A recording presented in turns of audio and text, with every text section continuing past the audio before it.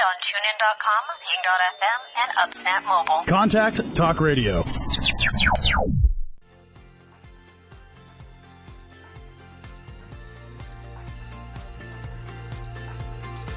Welcome to Life Mastery Radio with Todd Allen and Jackie Bailey, the show that dives into the science of higher consciousness with inspiring topics such as abundance, intention, health, manifestation, love, and transformation. Join Todd, Jackie, and their guests of leading authors, speakers, coaches, and entrepreneurs weekly at 10 a.m. Pacific. Learn to live a peaceful life with intentional mastery. It's all right here with stories and messages to support your well-being and most evocative dreams. Now, here's your hosts, Todd and Jackie. Hey, it's another groovy day, and most of you know, but I'm going to tell you anyway, that's because I make it that way. I used to be, when my feet hit the ground, I decided it was going to be a groovy day.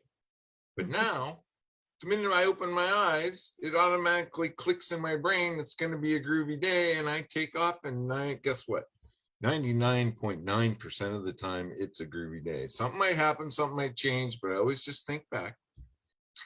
And guess what? It turns out to be groovy. Welcome to Life Mastery Radio, the talk show that brings you great thoughts and ideas for you to use on your very own life mastery journey. And we have a really special guest today who's been on her own journey and has a great message for us. But first, as always, I have my co-host with me today, riding shotgun.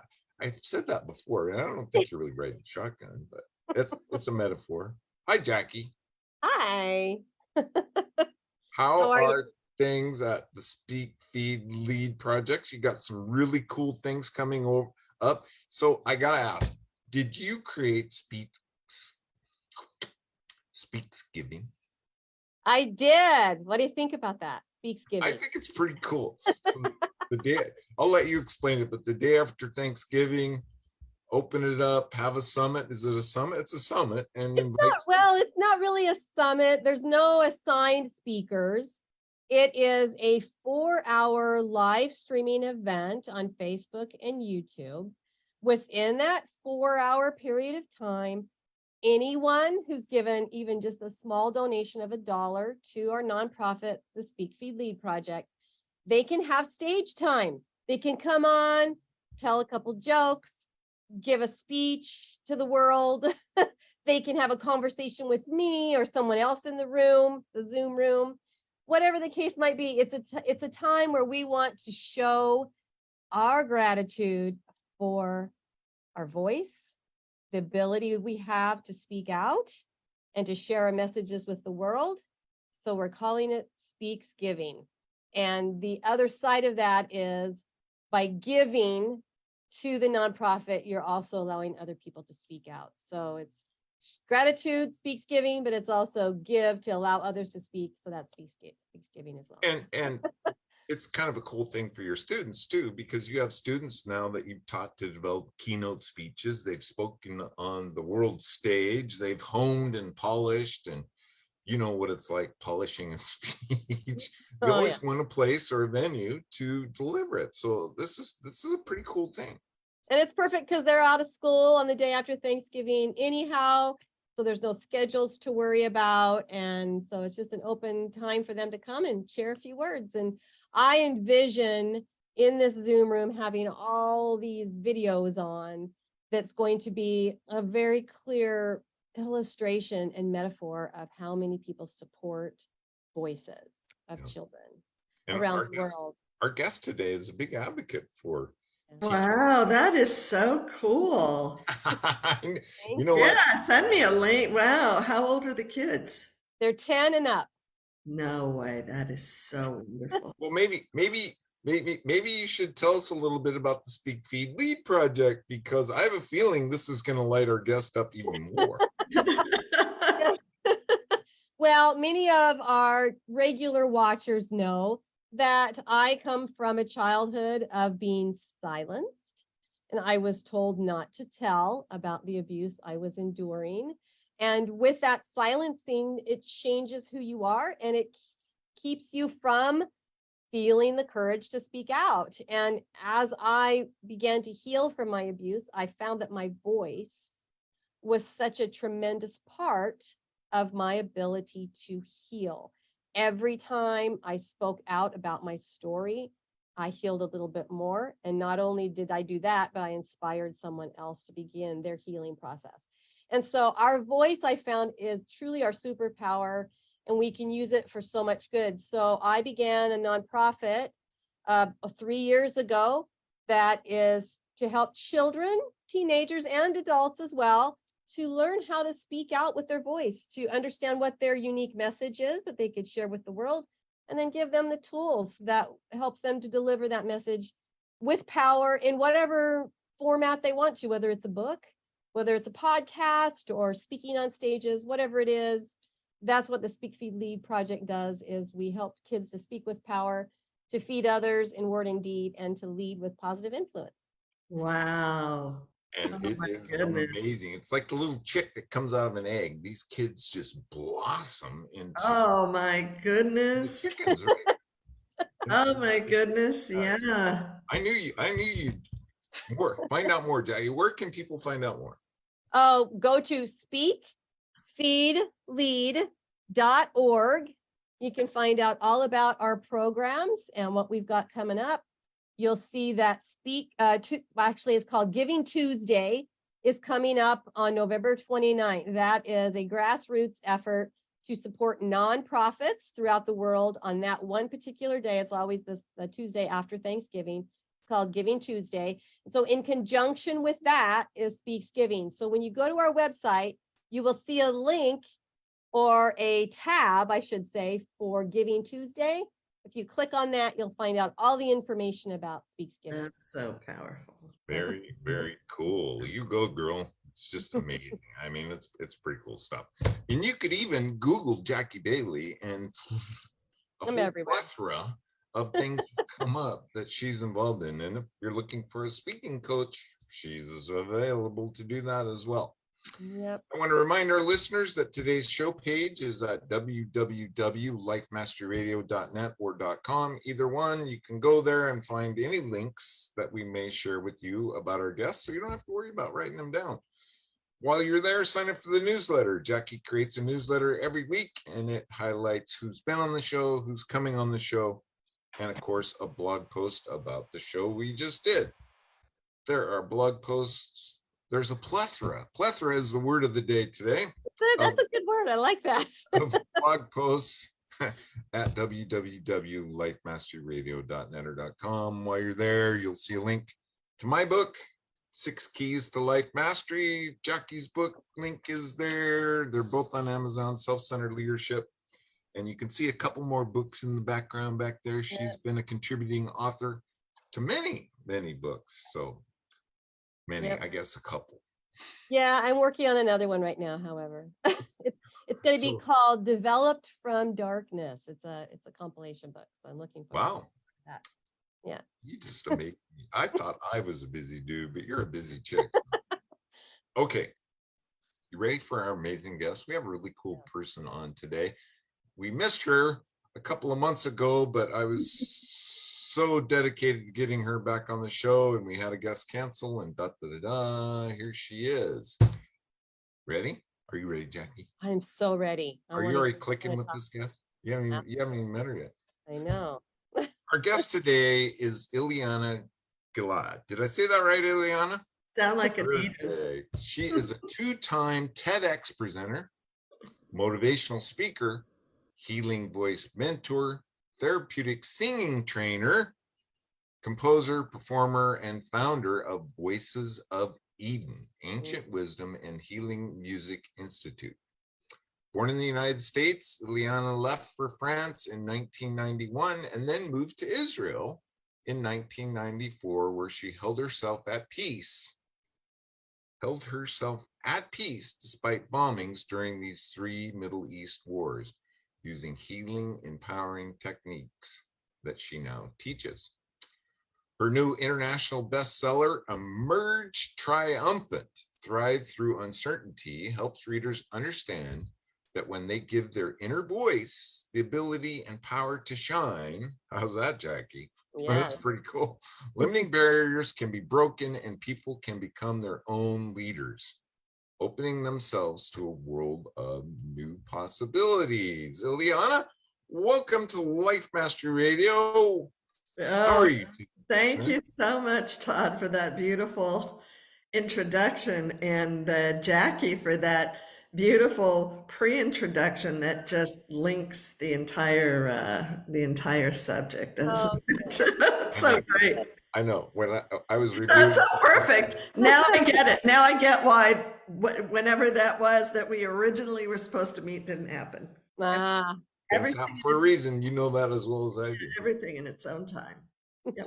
So give us a little bit of backstory. You have amazing stories. I listened to some podcasts that you did, and I'm really compelled. I really want to hear the story of you singing on the train, because my mother did that. My mother. No way. Are you serious? Gosh. Well, actually, when Jackie was speaking, it made me. I was thinking of that too, because when I was preparing for the first TED Talk, and I was telling the train story, which, I'm a former CBS broadcaster, amongst other things, but I left, I left broadcasting. I left the US in 1991 for France, and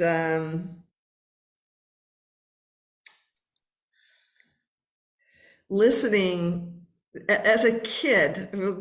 I'm kind of wanting to bridge this too. Go for it. So, as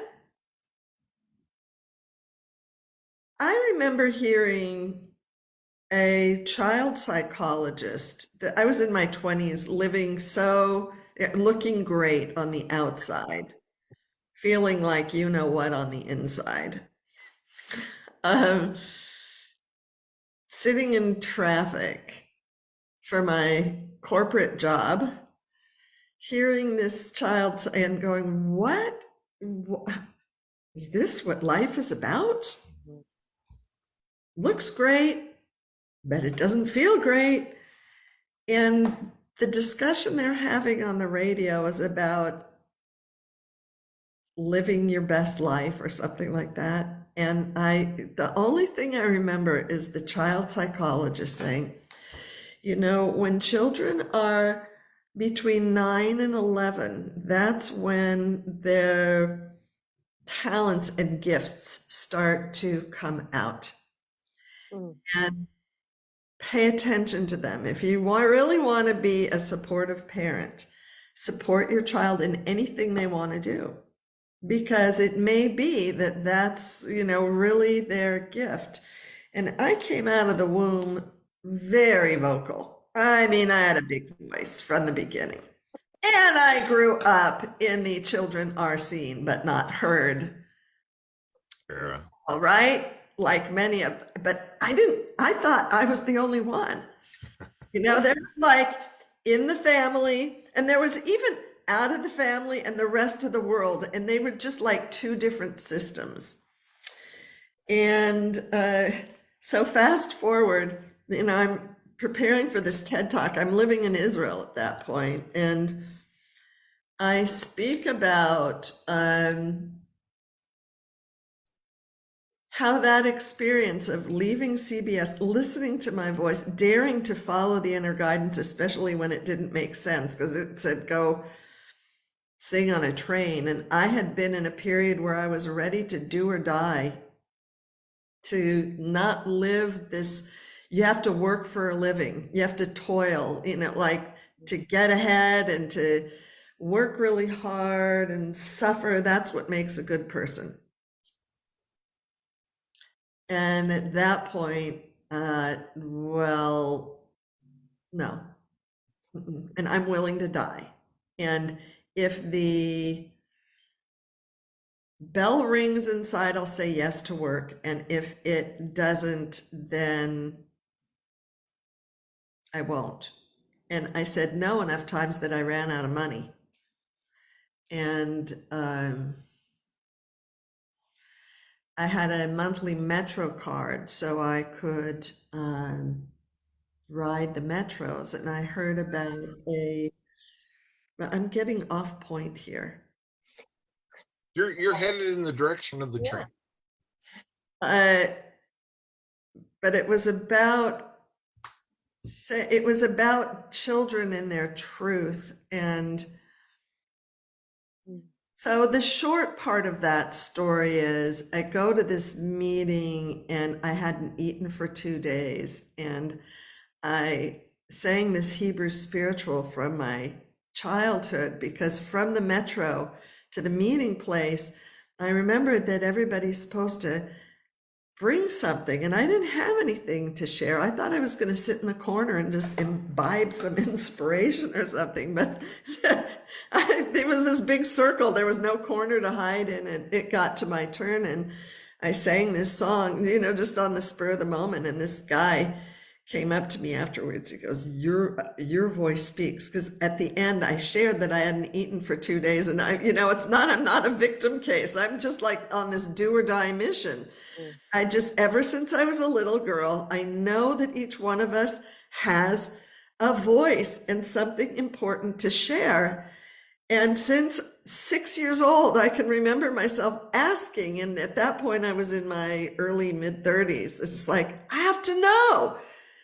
Am I full of caca? If I am, I won't ask anymore, and I'll go back to the States. That's been the thing. And if there is, then I need to know. But I'm willing to die because I can't do this anymore. And he goes, your voice speaks, and you have work to do with your voice. And he puts his hand in his pocket. He takes out this crumpled piece of paper, and on it he writes 2 train stations. And he goes, tomorrow morning, you go to the train station, you get on that train, and you sing that song. The people need that. And I'm like, the man's loony. I'm not going to work for a living. I'm certainly not going to get on a train and busk. And I went home shaking in my boots, not knowing whether I'd have the courage to do it in the morning, because the bell rang inside. There was this other voice going, oh, Miss Spiritual, Miss Courageous. It's like you're willing to not eat, like whip yourself into enlightenment, whip it. But what happens when the bell rings? But it's not what you think it's going to be. And I was just, my biggest fear of being humiliated in public. It's like, oh, what do they think back in LA? Was that the first time that you had sung in public? No, as a child, I had sung, but actually, that was the thing. I was born with a big voice, and I remember dancing up and down the street, doing grapevines and singing, and my parents going, stop that, good girls don't sing, and so I learned to shut up my voice. And the thing that I'm doing this way, this long around story, even today as I'm doing these podcasts, it takes me a while to get it out, so I ended up singing, and I didn't busk. When it came time, they're waiting for the busking. I'm like, so help me God, either answer me now or I'll die on the spot, but I'm not here to busk. And that's what I said to the people. If I'm here to do something, to ask something, it's that you do something kind for yourself, and you really,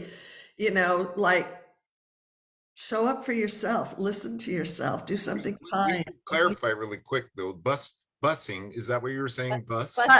B-U-S-K, which is what that means money. Money, it means money. But I had no pockets, I had brought no hat. I wasn't there to busk.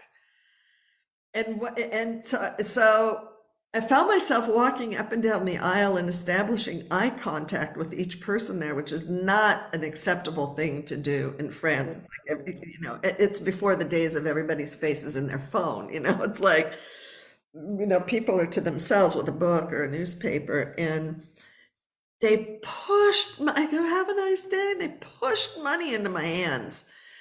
I had this long dress on, and I made this pocket out of it, and I walked out of there. And for the first time in my life, I knew that that my voice made a difference. Even beyond, I told the story of CBS. That was in one take also, but, broadcasting for 60 million people on CBS, the Olympics, it's a very sexy, impressive story. And, anybody's impressed. But that train impressed me. Nobody else had to say anything. Okay, so fast forward, that's 1992. Fast forward to 2012, where I'm preparing my first TED Talk. And I'm speaking about this train story. And I did that for an entire year, every day, 12 trains a day. And I say it rid me. It wasn't about the music. It wasn't about the voice. It was about daring to connect with my inner voice and connect to it, hear it, have the courage to follow its guidance, which then gave me the confidence to show up. And it was more about letting go of all the, are you nuts? And everything that came up in its wake. And the music was just the tool. That was not the point.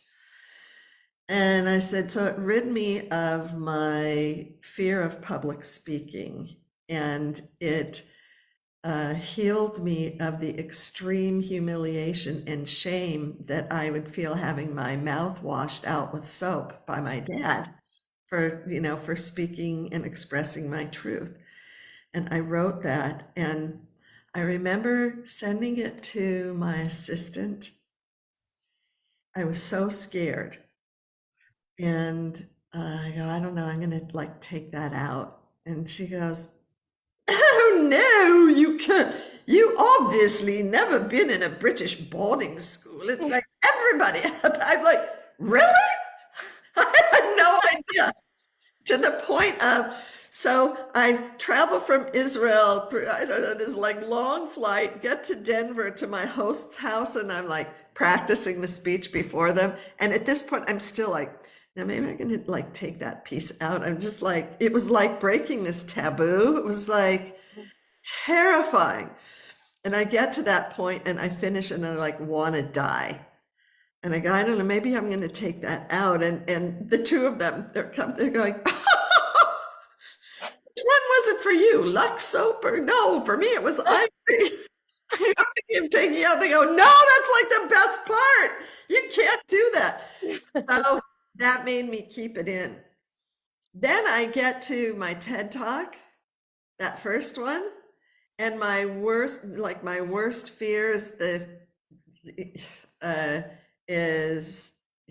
being humiliated in public, because I get humiliated a lot as a kid in public. And it happened. I blacked out. I literally blacked out. The height of my career, it's live. You can't go, excuse me, can we start again? No, it's live. And I totally black out. And I'm starting to the freak out is starting to come. And then their voice goes, well, sweetheart, now would be a really good time to practice what you teach, right? And I'm oh, right. And so I practice these tools. And it's your worst fears can become the greatest gift, because now I have this great story that I get to tell. And that was in 2012. And I even, all these years, and if you go watch my first TED Talk, it's called Your Voice, Make It Heard. And if you can find where I blacked out, I'll give you a prize. And that was December 2012. Here we are, almost December 2022, 10 years later. I haven't given a prize yet. So if you want to go watch it, send me DM me, send me an email or something. And if you know where it is, I will give you a prize.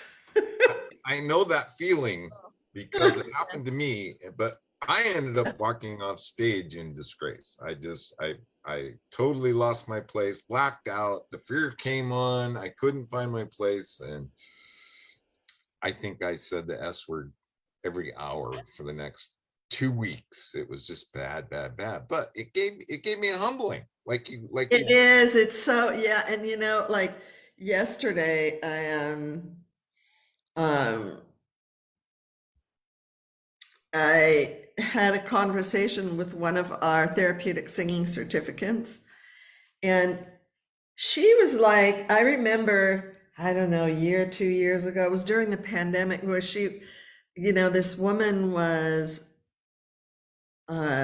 reaching out to me. I had like a 30-day something on my Facebook, how you, I don't know what it was. It was really, no, I did it for the whole, it was very spontaneous, and I was really enjoying it. Like, I was very motivated, and I see this woman would show up every day, but then she was very shy. And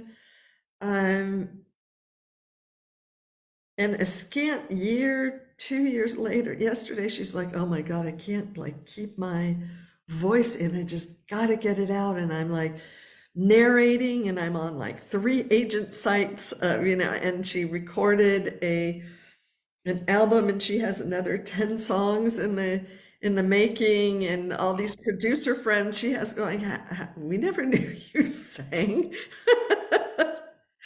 I go, what is so what about the therapeutic singing? What made the difference? She said, the experience with these tools of learning that when I disconnect, that I have a way to reconnect. Because I was so terrified before that I'd just disappear and die. Mm-hmm. And that that just happened like not even 24 hours ago. And even now that I'm saying it, I'm getting inspired by it. Like, I just told the story of me with the TED Talk, and I'm getting this, woo. It's like, it's so important. I mean, how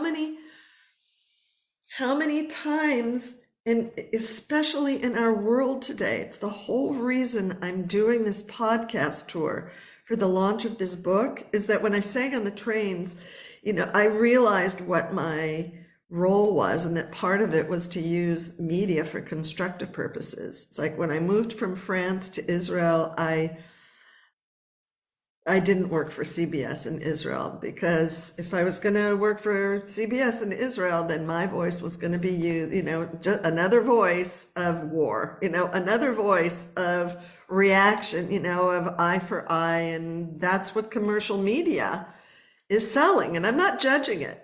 There's room for everything. Everything's connected. But I know the value of my voice, and I'm not going to, I don't care how sexy it sounds or how, on the outside, because that's whoring yourself. I already, I left my prostitution behind 30 something years ago, looking great on the outside and feeling like, what, on the inside, the Dr. Jekyll, Mr. Hyde existence, and so many, so many live that Dr. Jekyll and Mr. Hyde, and that imposter syndrome, because what gets communicated, what we see in social media and what we see in commercial media,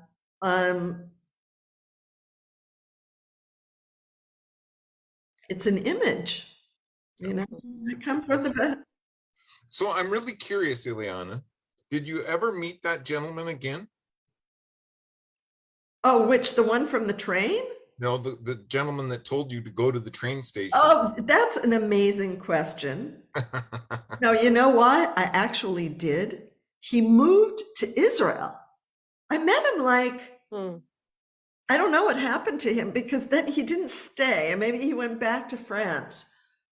But I thought, he showed up somewhere in Israel, No, I thought maybe in the book, I think I have this in the book, maybe or maybe not, there was this man who, one day I'm at the train stop, and I get out, and people would just follow me out. Amazing things happen. And part of, using the media for constructive purposes, and this tour now with this book, is to share these stories. So, okay, God, I get it. So I could tell this story now. So I'm singing, and he was this dapper dressed, middle-aged man, very, very well dressed. And he goes, Mademoiselle, Mademoiselle. And so, I speak with him. He goes, why are you singing on the train? You don't need to sing on the train. I said, oh, mais non, mais non, mais non, si. No, j'en ai besoin. I really do need to. He goes, but you don't need to be singing on a train. I said, I'm not singing there for money. I'm not busking. I said, this is very important work. It may not make sense to you, but you need to, you were there. You followed me out. There's something attracting you. He goes, yes, well, where are you from? They go in France, they go, et vous êtes de quelle origine? You from, what is your origin? It's kind of putting you in a box. Right. Yeah. You're not from here. You're Yeah. foreign. No. It's like Cartesian. That's the French way, So Américaine. Oh, Américaine. and il me drague, is he like picking me up? Sometimes, I'd have to go, is this somebody picking me up, or is this something where I'm being called to be of service somehow? Yeah. So I'm just there kind of listening and see, no, there was something happening here. And he goes, well, have you traveled? I go, oh yeah, I traveled a lot. He goes, where? And at the moment he says that, I go, do not tell him you've been to Israel. So I say wherever, blah, blah, blah. I've traveled all around the world. I say everything, but I said, and the Middle East. He goes, where in the Middle East? I go, Israel. He goes, Israel! I hate the Jews. If there were a Jew standing in front of me, I would push them in these tracks right now. Yikes. Whoa. And I'm like, God, do I tell him I'm Jewish? Right? It's like there was this moment of, now I had that in my earlier years, and with where I am in my spiritual consciousness, I don't identify as a this or a that, or I'm not my religion. It's like a non-issue. And living in Israel for 20-something years with Jews, Christians, Muslims, Israeli, Palestinian, non-issue. It's like everybody's different. But here, this is coming, I'm like, and my stomach is like. So I just practiced the tool that, one of these tools that, of this ancient approach. And I go, Monsieur, I said, you can't be serious. Because I'm Jewish. And I know you're not going to push me into the tracks. And it was like a movie. I wish, it was like this scene, and the train comes, like right at that moment, the train comes in and he stops. Rosie! He starts like bawling, and the train comes, the doors open, he runs in the train, and off he goes. I'm like, holy moly, what? Wow. Fast forward a few weeks, I'm at Dauphin Rochereau, no, Cité Universitaire train stop, and I get on the train to do my thing, and there he is on the train speaking to this Japanese girl, and he looks about 20 years younger, and I know that whatever had transpired in that moment was the switch to whatever changed, because he looked totally different. And if he was going to push a Jew into the tracks, he certainly wouldn't be sitting with a Japanese girl, right? Yeah. And so I do my thing, and I go, wow, it is so, I cannot tell you what a joy it is for me to see you. I say to the man, he goes, I cannot thank you enough. And then the doors close and we start going, and the man disappears in the train, but the train hasn't stopped. I've never told this story. This is the first time I'm telling this story publicly. might think I'm weird, but this really happened to me. And that's why I'm saying, when you said, did you meet him? He reappeared later, several stops later, but it was a express train, so there were no stops. He couldn't have gotten on and off. And I would stand in the middle of the aisleway, so I would have seen him get up. He reappears and he says, "Would you like to come to coffee?" And I was so terrified. It was, I said, "Oh, thank you so much, but I have my work to do." I mean, I was so I was like in on this schwung. I mean, it was like, and then it happened once more, and I said no. Again, I saw him again, and I said no. And if there's one regret that I have in my life, it's that I said no, because it's like he had a secret or something to share with me that I didn't have the courage to hear or the confidence to receive. I didn't have the ability to receive it at that point. It kind of, it makes me teary. I even, to the point when I moved to Israel, I went back to France and I actually went on the train like, okay, God, if I meet him on the train, I will go with him to coffee. And I've never met him again. It's the one regret that I have in my life. Well, that is so interesting. Now, these are great stories and obviously learning moments for you. So when we go to the title of your book, which is Emerge Triumphant, with the tagline, Thriving Through Uncertainty, how does that relate? Oh, How does what you're teaching in your book relate to the story you just told? Yeah, it's interesting. I never really connected that particular story because I've never told that story on a broadcast before. Yeah. But, if I think back, hindsight's always 2020. That's back in 1992. Where are we now? 2022? 2022, 30 years ago. But what that did do was it taught me, it really taught me to, and it still is teaching me to say yes, especially when things don't make sense.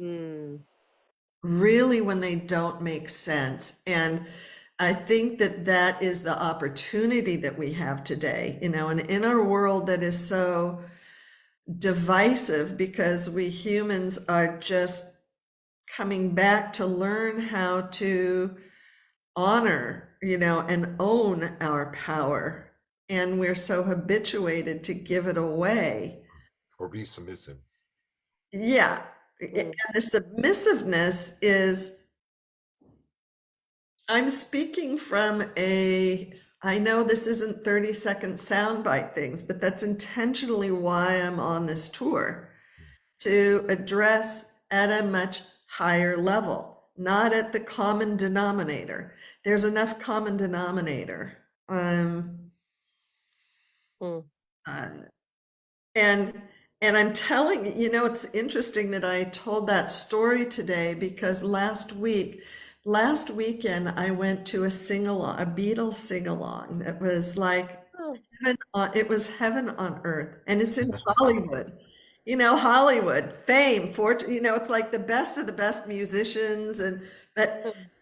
But there was such humility there, because people are wanting really to meet, and the music itself is the uniter. Binder, yeah.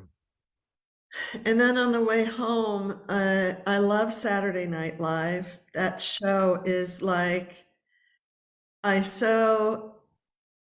threw away my television set 32 years ago. So I don't watch television. I don't own a television. I wouldn't admit that 32 years ago, because I was, afraid they would send me to the loony bin. Even when I was a broadcaster for CBS. And that's Thrive Through Uncertainty and Emerge Triumphant, is in those moments where you're going to die, is to these tools are a means by which you can connect to the source of your power. And our voice, I see, is a bridge between our inner truth and our outer expression, and that determines what happens afterwards. And we're so drugged and habituated by the belief that, or the submission, or believing if I only do A, B, C, D, am perfect enough, do the right things, get along, look good, then but it's beginning, but that's already coming from a set point of I'm not enough. And that's just not true. Right. Yeah. And so there's SNL. I'm coming back from this Beatle thing, and I'm like, oh my God, SNL, I wonder if I could get something live. I don't have a TV, but on YouTube, sometimes they have something. And I see they had uploaded the monologue of the person who was leading, and this person, I was astounded. I ended up turning it off because I couldn't believe what I was hearing. It was all this anti-Semitic stuff from a beautiful Black person. And the fame and stature and position that when we have that, I believe that that's an opportunity that we have, that media Unite. used for a highest good, and especially if, not especially, because we're all different, but in our days of political correctness and the this and the that and the, I don't know, I've never it's like, well, I see the differences, but on the other hand, there are no two humans that are alike. There are no two voices that are alike. The only thing that we really have in common is where we come from and where we go back to. And it's a choice of focus. And that this person was choosing to focus, he was responding to some other, news du jour sensation of some, famous person. Really? That's what we're choosing to focus, and the energy just went way down, and I just felt so icky. And I just know that I don't have control over what happens, but I certainly have control over how do I respond. And so I turned it off because I felt violated. And then it took me a little while, I recentered myself, and then the next day my personality, I did look to see, like, I was really taken off guard. And then there were all of these, the responses and things that people Comments. do, comments on social networks and stuff. And I spent like 5 minutes, I'm not gonna, like, next, like, why am I putting my energy here? But the last one in that 5 minutes was somebody who said, well, I think it was really funny, and I don't even know if the Holocaust existed. And so for that one, I decided I would respond, and I wrote and here's the thing, it's about your voice makes a difference in how you choose to show up. And I really checked with myself, because I don't want to be another voice. It's what happened, when the Intifada and the wars in Israel. How can you live through 3 wars with bombs dropping in peace? You said in my bio, she stands in peace. Well, because when the shit hits the fan, pardon my French, it's like, we don't have control over that, but I have total control over how I respond, and that is my responsibility. And that's another superpower. Yeah, and we all have it. We all have it. That is our nature. So I chose, okay, if I don't say something here, well, then I'm being irresponsible, and I don't want to change any, it's a free country. You can think whatever he wants. None of my business what he thinks. It's my business how I show up. And so I responded. I said, thank you so much for this opportunity, for me to, to chime in to the conversation. But, I wasn't fortunate to know many of my family because they perished in the gas chambers of Auschwitz. Hmm.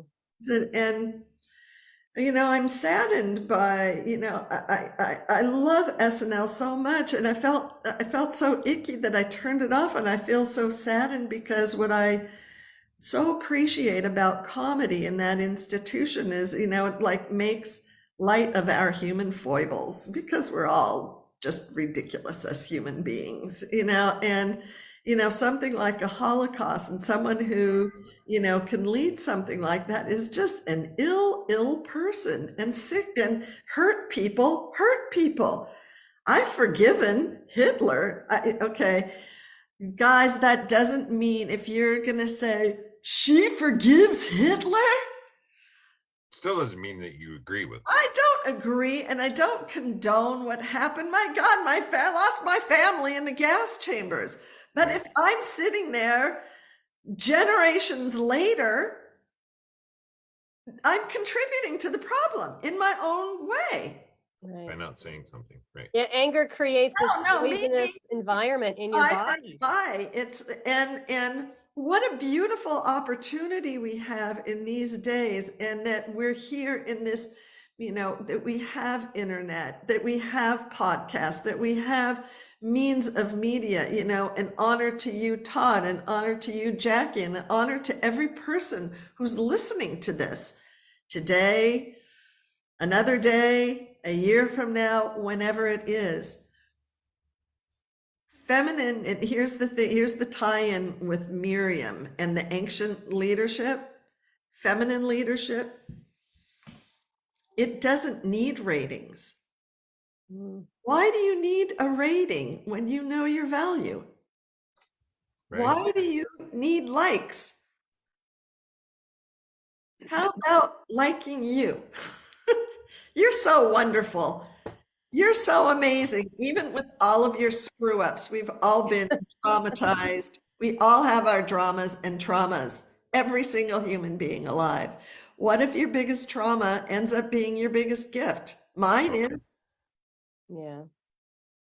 Yeah, I think that's the challenge of today, is that our young people are building their self-esteem on likes.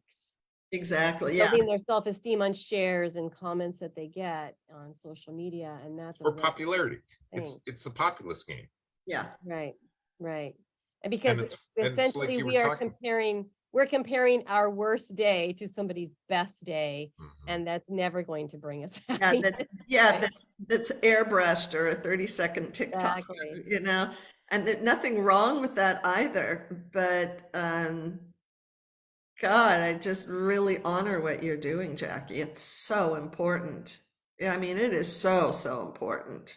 Well, thank you. And you know what I love in your book, that you talk about Miriam, who was sort of a underrated character in the story of Moses and the story of the Jews being freed from slavery. And yet you fill this entire book about how powerful she was and the important character that she was and played within our history. So can you touch a little bit about who Miriam was? And hold on, wait, Jackie, we gotta preface this with one thing. Okay. Miriam is in Eliana's bloodline. Yeah. I'm born Levite tribe on my mother and my father's side. So I have direct lineage of more than 5,000 years. So just in my blood, in my pores. And I don't see Miriam as a person even. And at that point, there were no Jews. They were Hebrews. Jews is like modern. I call that, I mean, for me, if we're looking, all our perspective, Judaism is, monotheism, that's like 3,000 years. But we're talking 5,000. We're talking 6,000. We're talking 7,000. And so, is it proper to say then that the nationality is Hebrew, but the religion is Judaism? Is that the more proper? No, there's a religion of Judaism. Yeah. What do you mean nationality? Well, like people that come from Israel, are they called Hebrew? Or are they called Oh no, Israeli? people who come from Israel are Israeli. And now Okay. there are Jewish Israelis, there are Christian Israelis, there Okay. are Oh, Muslim right. Israeli, there are Jews Israeli, and Right. nationality is a construct of a modern geographical boundary. That's modern, I mean Okay, so modern, that's but I what I'm mean trying to get to. modern You said human history. you said Jews are modern, so the Hebrew would Oh, be okay. So Jew is a religion. right. Christianity is a religion. Right. The religions that we have are, yeah, I mean, it's just so in this, that's a whole nother show. Isn't it? No, it's just so interesting how, Oh, fascinating. how it is, how we look at things, and how we name things. And the cool thing about it is that what I started to say is like she is like the feminine archetype, Mhm. more than a personage. And it makes total sense that you'd have those questions because, of course, for the last 2,000 years, we've been living in a mental, cognitive, intellectual, masculine worldview where, it's all white, plus minus, we've been in the duality of things. So, of course, that's how we look at things. Yet prior to that, for most of human history, we've lived according to a feminine worldview. I don't mean man, woman. I mean, Mother Earth, organically, holistically, where everything exists on a continuum at the same time, like nature, like the seasons. They're always there. It's a lost wisdom, really, and It it's is, yeah. And this wisdom whole of body of significance. work is a resurgence of that lost wisdom. It Mm. never got lost. It just, and her power, she's the one who prophesied Moses's birth. If it weren't for her, we wouldn't be here. Yeah, I didn't know that. I found that very interesting. Amazing. I know. And what amazes me is that things didn't get lost. It's that the power of that leadership is to hide it in plain sight. Mhm. Like our tendency, like how we react to traumas and dramas, right? We like push it away, like get rid of it because we don't want it. So if it weren't powerful, it wouldn't be here, but it is. Yeah. And when we're ready to meet it, and it's right inside of us. And that feminine leadership, it's that, well, she knew her power. So she led from the side. She didn't have to be seen. She didn't have to be, it's me leader, the John Wayne version of leadership, Right. Me Because Moses. of the lives that she saved, though, because of that quiet leadership. Yeah. She influenced and affected the lives of so many people because she quietly served in the way that she could. Well, Right? yeah, it's, she, and it wouldn't have been just her, but the prophetesses and, the leadership of that time, like midwives, the spiritual leadership from a feminine place. And that's what we're going through again. We're, Mm. we're on you could look at the immediate, we see the divisiveness and the contrasts and the the bloodiness, right? When we look at a larger perspective, wow, what an exciting time. We're in the midst of a birth of something bigger than anything that's been or what is. Wow, it's so exciting. And yeah, birth is messy, it's bloody, contractions are painful.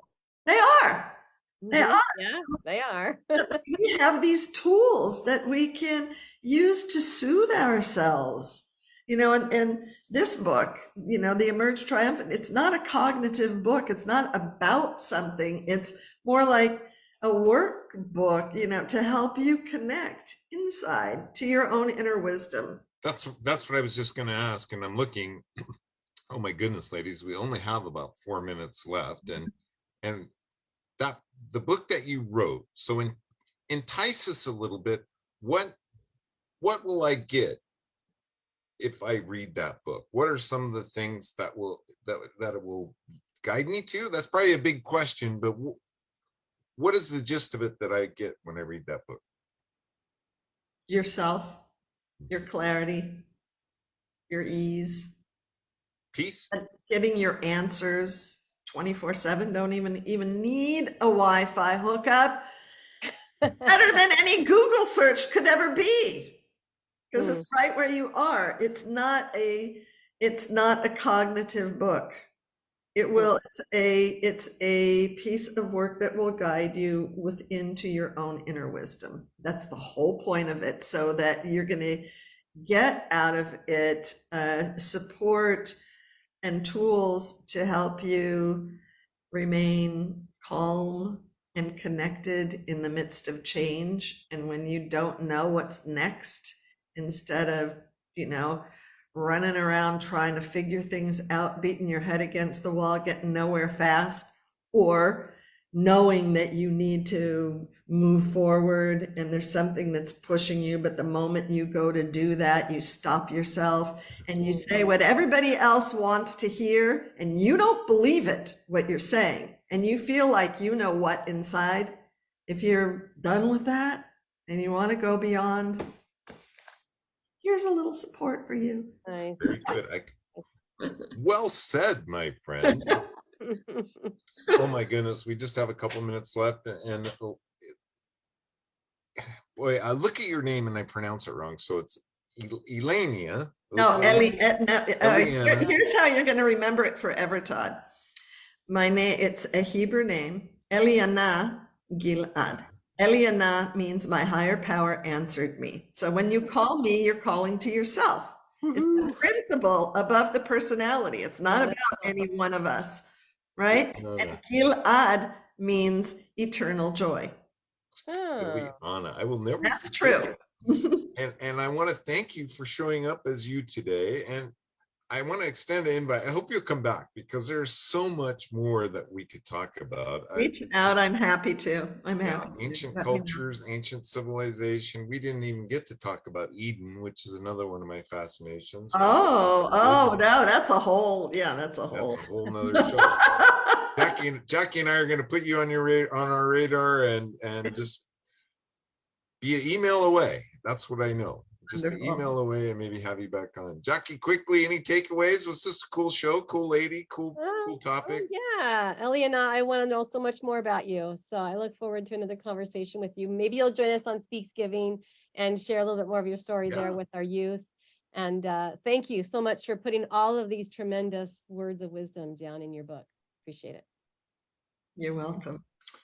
That's about all we have time for today. I hope you enjoyed the show. My biggest hope is that you will tell a friend about the show and tell them it's this really cool show with Todd and Jackie. These two friends, and they bring on some amazing guests and they talk about some amazing things, and it's an ongoing saga. Check out YouTube. There's well over 200 of our shows, great topics, and especially some great thoughts and ideas for you to use on your very own life mastery journey.